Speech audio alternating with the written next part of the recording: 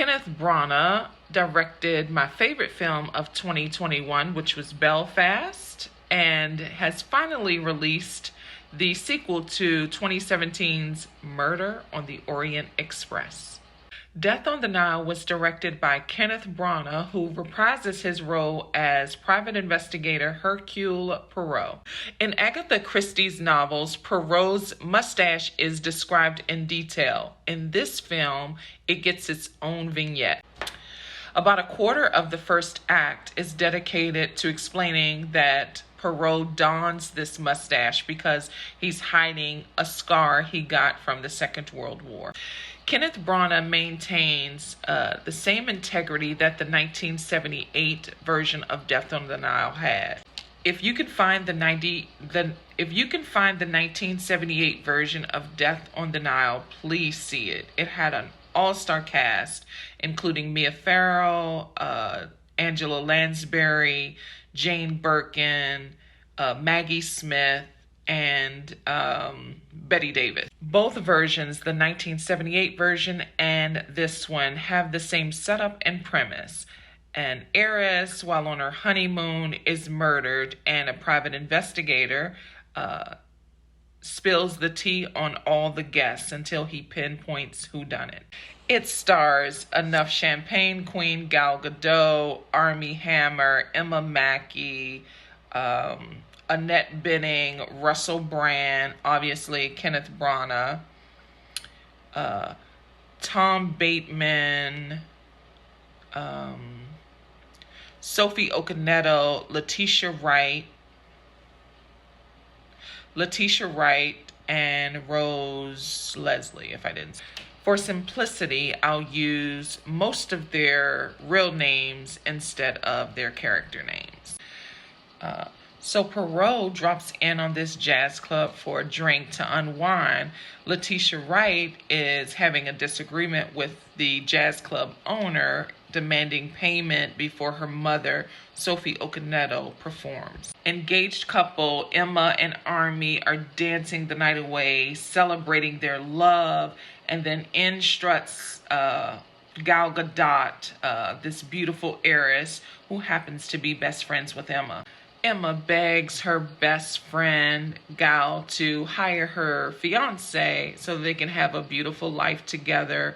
And of course, Gal agrees, and to celebrate, she and Armie go on the dance floor, and you can sense the chemistry between them. It's electrifying and undeniable. Then, weeks later, Armie Hammer and Gal Gadot are married. Soon they're on their honeymoon in Egypt, and then the rest of the cast is introduced. They are there for one reason or another to help celebrate the nuptials. As it were, Detective Poirot is in Egypt too, enjoying the pyramids, and he bumps into an old friend of his, played by Tom Bateman, who's there with his mother, played by Annette Bening, and he is invited on a yacht with them to tour the Nile. As it happens, this is the same yacht where the heiress is celebrating her honeymoon. Everyone is in Egypt and has some relative connection to the heiress. And Emma Mackey is there. Now she's the ex-fiancé, jilted lover of Armie, and she's been stalking Armie and Gal Gadot all over the world, including Egypt. While touring the king's tomb, a boulder nearly falls on the heiress's head, nearly killing her, and her first instinct is to blame Emma, but at this point, it could be anyone in attendance. Well, the heiress believes she's hated by everyone because of her money and believes that Emma is seeking revenge for stealing her fiancé. So the heiress hires Detective Poirot to get rid of Emma and to figure out if and who is trying to kill her. Poirot tries to get rid of Emma, but fails. He tells her to get over this love and that she shouldn't let evil live in her heart. But Emma says that if love can't live in her heart, evil should.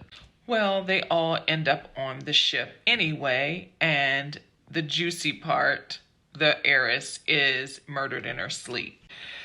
And Poirot uncovers the mystery, investigating all of the suspects one by one, pinpointing the murderers, why they did it, and how they did it.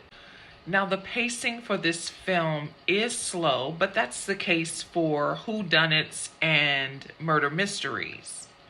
The backstory of each of the characters is over-explained,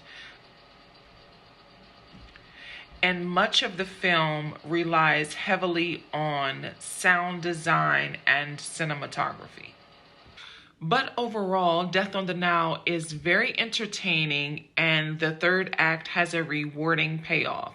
I recommend seeing this version in the theaters if you can, and if you can find the 1978 version online, please see that too. They're both exceptional. If you stuck around this long, thank you so much for supporting this channel. Please like, comment, share, subscribe. If you're holding out a little while longer, that's okay too. I plan to upload videos at least twice a week. Thank you again, and I look forward to seeing you the next time.